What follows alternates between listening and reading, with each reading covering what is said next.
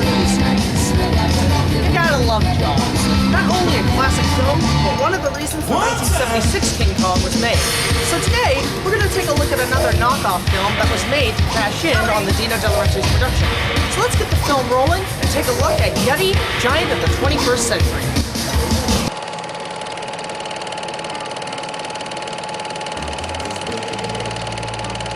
Professor Wasserman, played by John Stacy, and industrialist Morgan Hennicutt, played by Eddie Fay, are asked to lead an expedition to study a giant Yeti creature found frozen in a large block of ice at the Newfoundland coast. But the professor does not know that Hennicutt intends to use the prehistoric creature as a trademark for his multinational companies. The professor thaws the giant and holds him up in a helicopter, supposedly to simulate the atmosphere of the Yeti's home in the Himalayas. The Yeti, played by Mimo Craig, awakens irritated to live spectators, escapes, and kidnaps Hennicutt's granddaughter Jane, played by Phoenix Grant, and her mute brother Herbie, played by Jim Sullivan. Despite the fierce appearance, the film shows the Yeti to be a sensitive, lonely soul in search of a partner. Meanwhile, Hennicutt's partner is involved in a secret organization planned to pollute Lake Ontario.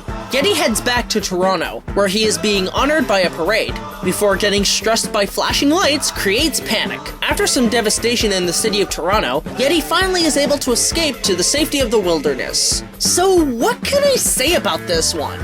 Well, it's weird. Really, really weird.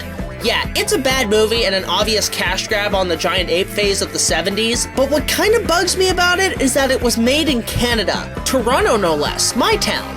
And honestly, it makes me feel really embarrassed and uncomfortable as a Canadian and a Kong fan. And this is the best we could do? And on top of that, it feels really unclean. There's an infamous scene where the Yeti holds two girls and then he has a nipple erection. What the? Did they just see that awkward caressing scene from Kong 76 and say, yeah, we need sexual overtones in our film too?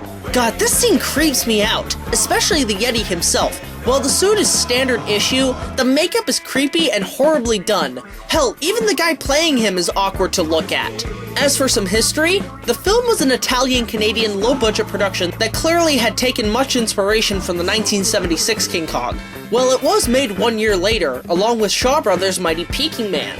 And some of the characters, most notably Hennicutt, are obvious rip-offs of Fred Wilson. There's not much in the way of the making of the film. The effects appear to be semi-comic and obviously fake, especially the blue screen. I think the filmmakers knew what they were making. It is very much a schlock film. Also, the film is considered to be film turkey. What? The film did not go into cinemas, obviously of the poor quality and due to the many lawsuits of Kong knockoffs by Dino De Laurentiis, but it eventually got a TV premiere release and made its way to home video in the early 80s. However, it seems to be a rare film, as well as in the public domain, so it's available somewhat on YouTube. Overall, Yeti Giant of the 20th Century is weird, creepy, and uncomfortable. It's more worth viewing very late at night if you drink a few booze, so watch it at your own risk. Otherwise, stay away. 2 out of 10.